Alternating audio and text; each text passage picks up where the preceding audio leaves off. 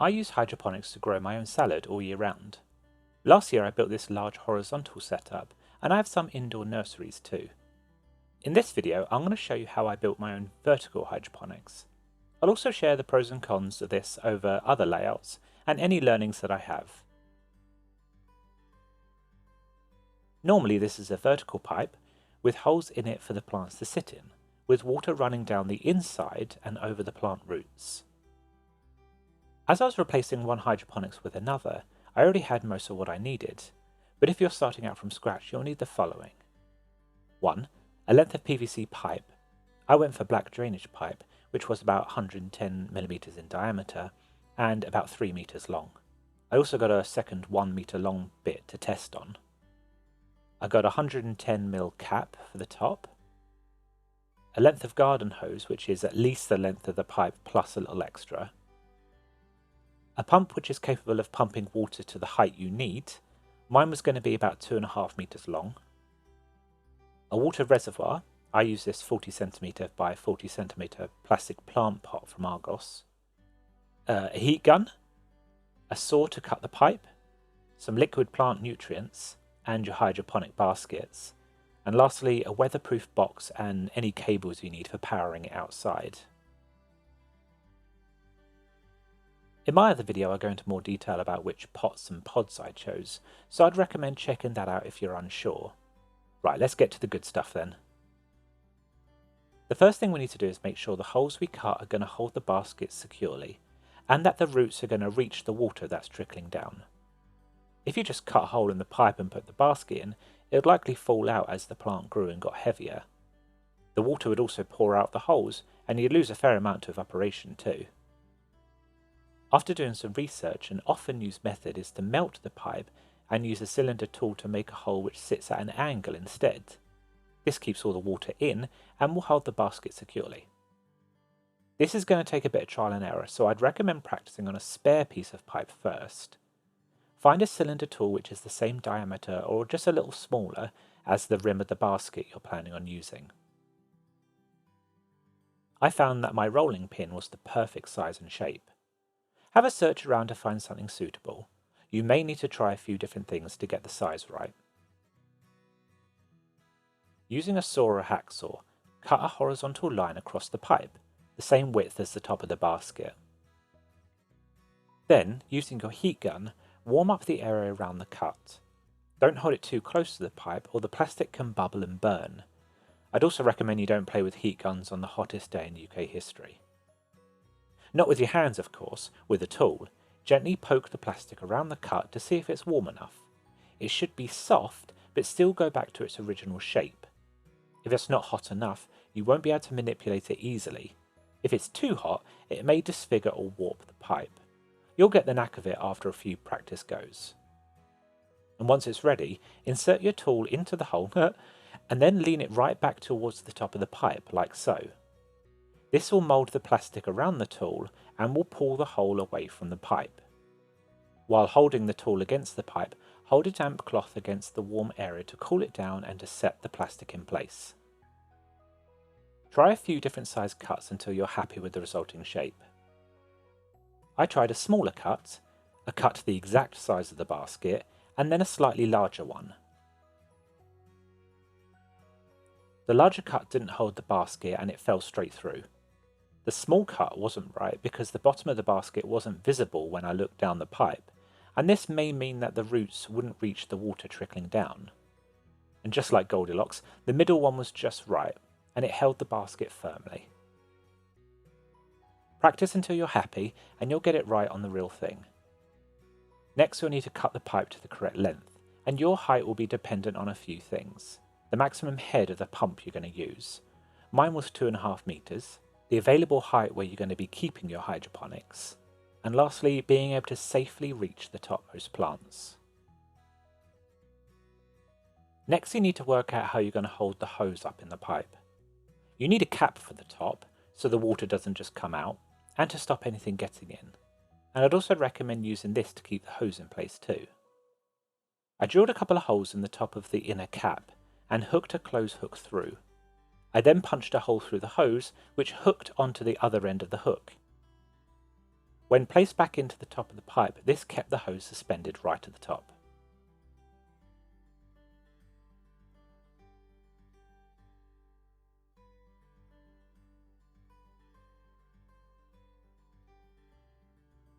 The spacing and amount of holes will depend on what you're growing and the location of your hydroponics.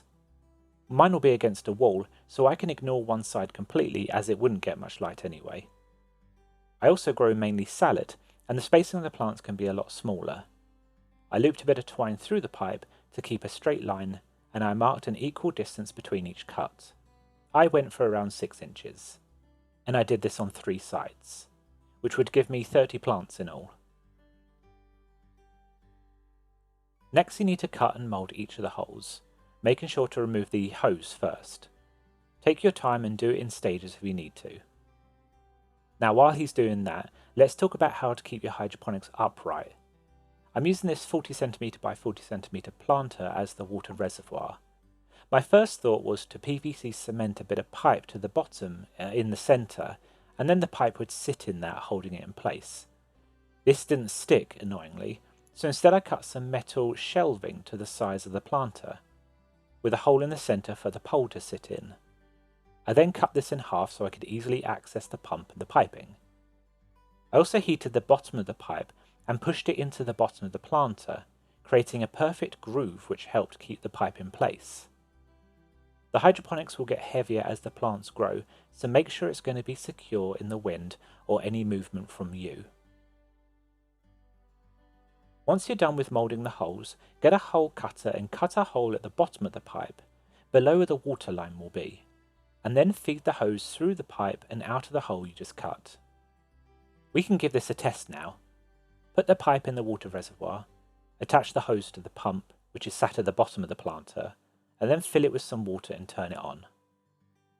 The pump should push the water up the hose, and it will then trickle down the inside of the pipe.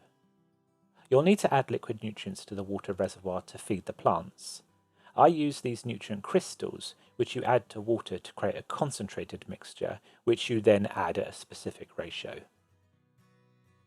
I use these indoor hydroponics to get seedlings started before I move them outside. I do this so I can germinate seeds even in the winter, and it means I can get seedlings ready for when my outdoor plants are getting tired and old. It basically means I never have empty gaps in my outdoor hydroponics, because this is stocking it at all times. It's a few weeks later now, and I've moved my seedlings outside and they're growing on happily. I've got lettuce, rocket, Swiss chard, kohlrabi, and some mixed salad leaves going on. I have my water pump on a timer too. You don't need the pump on all the time, and definitely not at night. I have it on for 15 minutes and then off for 15 minutes, and then I have it off overnight. You'll also want to keep an eye on the water level and keep it topped up. A little will splash out or evaporate over time, and I add more nutrients every month or so and replace the water if it's looking a bit dirty. There are fewer learnings on the vertical setup than the horizontal one, but they may still help if you're thinking about building one of these for yourself. While you mould the holes and move around the pipe, it can warp a little as you go. If you aren't careful, you can end up with a wonky pole, which is never something to brag about. I tackled this by making sure the pole was flat against the ground while I worked on it. It's just something to keep in mind. I checked the water one morning to see it full of larvae, all swimming around and gross-like. I've since covered the top of the water reservoir with a sponge cut to shape. Any water leakage will still go back into the system, but it stops any bugs getting to the water. I'm really happy with this setup. It has none of the issues that the horizontal setup had, which means fewer headaches and frustrations for me. It means I get my fence line back too, which I'm going to use to grow more runner beans. And this one grows as many plants as the first setup did, but in a much smaller space. And if I wanted to, I could do this all over again and have two side by side. I could double the amount of plants while only sacrificing a small bit of my available space. It's simple to look after. I can move it around if I want to. It's easy to access. It's cheap to run. It's quiet. And though I didn't mind the look of the previous one, it's far less imposing. If you wanted to grow a lot of plants in a small space, I would highly recommend vertical hydroponics like this one. Do watch other people's videos like I did to get the best learnings from all of them. I hope this helps you if you are thinking of building your own hydroponics.